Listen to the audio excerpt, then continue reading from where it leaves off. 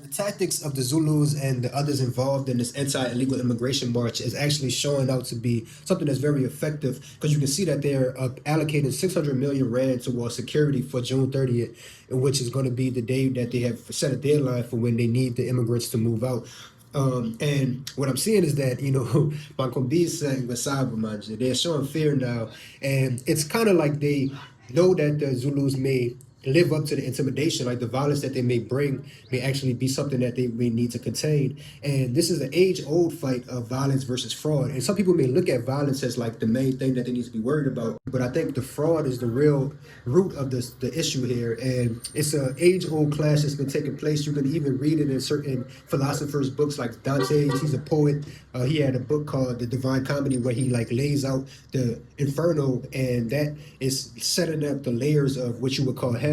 And in the first layer is violence, but then underneath that is fraud. So it's like the more that you can cause damage to the world is by doing fraud and doing violence. Violence is a part of nature. Like if a cheater is basically attacking a gazelle, you may see some violence in that transaction, but that's just a natural part of like how the world is set up and the environment of the world. But fraud is something that is basically, it's unnatural. It's like you are basically deceiving somebody's perception of reality, and that it hurts more than just a punch or just some level of cutting somebody. It's like this is something that is switching the mindset of possibly one person and possibly a generation of people. So I think that's what the real combatant is against the conflict is violence versus fraud. And then it's not necessarily the fraud of the immigrants, because they're not, I guess, acting as if they're somebody else. It's more of the people that are in charge, the government protocol that is willing to spend the money for the defense against the protests, but not